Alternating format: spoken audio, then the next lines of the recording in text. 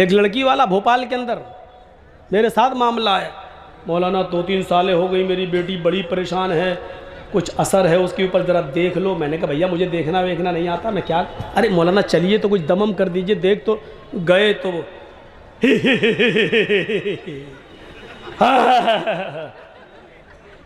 मैंने कहा यार ये तो बड़ी आंखें फाड़ रही है, कहीं कच्चा ना चबा जाए।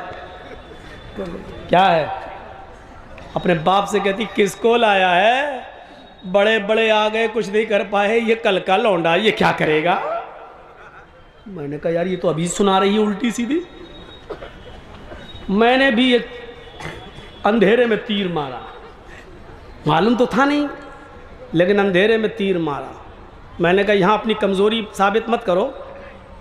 मैंने लड़की के बाप से कहा अरे कहाँ यार पागल बनाने चले आए हो, इसको कुछ हुआ भी है? क्या बात कर रहे हो, 3-4 साल से मैं परेशान हूँ, लाख रुपया इलाज में चला गया। मैंने कहा ये तो बेवकूफ़ बना रही, इसको कुछ हुआ ही नहीं है। कहते क्या बात कर रहे हो। मैंने कहा सुनो, उसके कान में मैंने कहा लड़की के बाप से तुम्हारी बेटी जिस लड़के से शादी करना चाहती है तुम्हें एतराज़ है। क्या बात कर रहे हो। मैंने कहा वो स्कूल में जाती थी, किसी लड़के से प्यार कर बैठी है। ये सब मैं ऐसे ही कह रहा हूँ, मुझे खुद नहीं मालूम, अंधेरे में तीर चला रहा हूँ मैं। मैंने कहा कि उस लड़की का प्यार हो गया और तुम्हें पता चल गया, तुम शादी नहीं होने दे रहे हो, इसलिए वो सब ड्रामा कर रही है, शायद मेरे बाप इस ड्रामे से तंग आ जाएं और हमारी शादी उसी के साथ कर दें। कि मौलाना ये बात तो सही है कि उसको किसी लड़के से प्यार हुआ है, लेकिन वो ऐसा क्यों करेगी। अब हमें कड़ी मिल गई, कड़ी ये मिल गई कि बाप ने इस बात को कबूल कर लिया कि हाँ किसी लड़के से प्यार हुआ है। मैंने कहा ये प्यार का मैटर है। मैंने कहा चलो जर्जीस दिल में सोचा इसका इलाज करके देखो, बस एक अंधेरे में तीर। मैंने कहा अच्छा ठीक है, एक काम करो 1 किलो सरसों का तेल लाओ। वो लोग ले आए जल्दी से। मैंने उन्हीं के सामने कहा स्टोव जलाओ, स्टोव जला दिया। मैंने कहा कि इस तेल को कढ़ाई में गरम करो। वो गरम होने लगा, उबलने लगा, खोलने लगा। जब लड़की देख रही है हंसे, जब खूब खोल गया, उबल गया, तो मैंने लड़की के बाप से और उसके भाई से कहा कि दोनों भाई मिलकर इसके दोनों हाथ पकड़ लो, और लड़की के बाप से कहा कि तुम इसका सर मजबूती से पकड़ लो। बोले क्या करोगे। मैंने कहा मैं बताता हूँ। मैंने कटोरी में ऐसे तेल लिया और मैंने आगे बढ़ा, खोलता हुआ तेल। कहने लगे क्या करोगे। मैंने कहा वो इस लड़की के कान में मैं डालूंगा ये तेल। बोले क्यों। मैंने कहा जो शैतान इसके अंदर घुसा हुआ है वो कान और आंख के रास्ते से अभी निकल के भागता, तुम देखिएगा। मैं इस लड़की के कान में डालता हूँ ये तेल, खोलता हूँ, पकड़ो कस के। जैसे हम लेके आगे बढ़े, हमने कहा पकड़ो पकड़ो। हमने कहा इस लड़की को कुछ नहीं होगा, वो जिन्नात भागेगा जो इसके अंदर है, पकड़ो। उन लोगों ने मजबूती से पकड़ा और जैसे ही मैं करीब गया वो कहती ए मौलवी क्या कर रहा, मुझे कुछ नहीं हुआ, मुझे कुछ नहीं हुआ। अबे मेरे कान फाड़ेगा, मेरे पर्दे फाड़ेगा, अरे मुझे कुछ नहीं हुआ। मैंने कहा देखो ये तो कह रही कुछ नहीं हुआ। मैंने कहा बता कब से बेवकूफ़ बना रही है, अपने आप सब कह। मैंने जल्दी बता नहीं तो अभी 3 साल से। क्यों, हमारी शादी नहीं होने दे रहे हैं वहाँ। हमने देखा 3 साल से ड्रामा कर रही है, 3 साल से। बजाय इसके कि तुम अपने घरों में अपनी जवान बेटियों का इलाज कराने के लिए किसी मस्जिद के इमाम, तावीज गंडे, झाड़ फूक करने वाले को बुलाकर लाओ, उससे पहले ये तजर्बा करके भी देख लो, देखो कैसे भूत और पलीत उसके ऊपर से भागता है।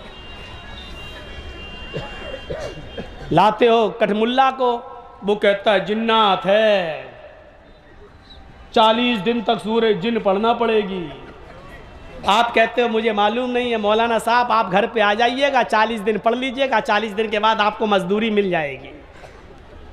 40 दिन तक वो पढ़ता रहा, आप ऑफिस में जाते हैं, 20 ही दिन हुए, पता चला बेटी भी गई, या बीवी भी था तो बीवी भी गई, वो मौलवी भी गया, और बेटी या बीवी तिजोरी का ताला तोड़ के पैसा और सोना जेवर भी लेके भाग गई। दरवाज़ा किसने खोला। अपनी बेटी के पास बैठाकर सूरज जिन पढ़ने का दरवाज़ा कौन खोला। मौलवी था, कोई फरिश्ता तो था नहीं।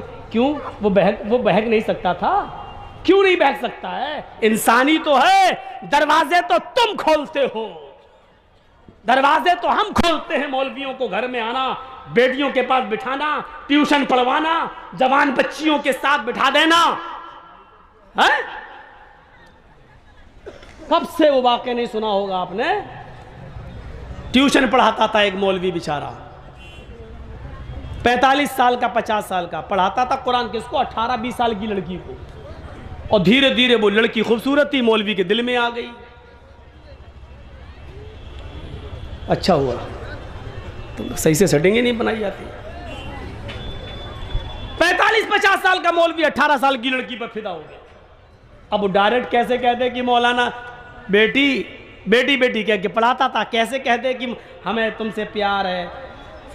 उसने वजीफा करा, सिफली अमल करा और खाने पीने की किसी चीज पर फूंकता रहा 11 दिन तक, फू फू फू फू, सिफली अमल। और गया और कहने लगा, बेटी तुम बहुत खूबसूरत हो, तुम पर किसी की नज़र न लगे, इसलिए मैं ये चीज़ पढ़ के लाया हूँ, इसको तुम खा लेना।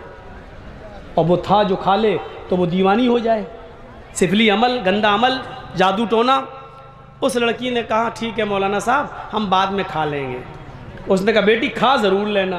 कहा ठीक है। उसने उठाकर रख दिया एक ताक में, भूल गई, नहीं खा पाई, सो गई। रात में हवा चली, वो नीचे गिर गई खाने की चीज़।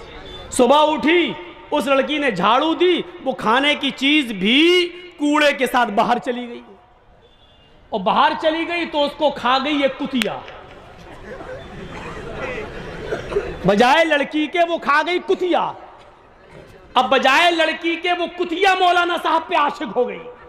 जहां मौलाना साहब वहां कुतिया, जहां मौलाना साहब वहां कुतिया, जहां मौलाना साहब कुतिया। मौलाना साहब नमाज पढ़ने जा रहे, कुतिया भी मस्जिद की तरफ जा रही। मौलाना कहते कौन सी मुसीबत में फंस गए। बाद में पता चला कि मौलवी ने जिसके लिए कुआं खोदा था उसमें खुद गिर गया। मेरे भाइयों, आप किसी मौलवी से कहो कि मुझे फलां की लड़की से मोहब्बत है, फौरन दे देगा।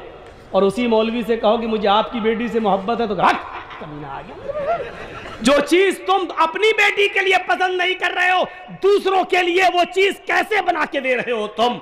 आए मौलवी, मौलवी जर्जीस तुझे मौलवी नहीं कठमुल्ला मानता है, बिका हुआ मानता है, जमीर फरोश मानता है। मौलवी जर्जीस की नजर में तेरी कोई औकात नहीं है। मेरे भाइयों, ये ज़िम्नन बातें आ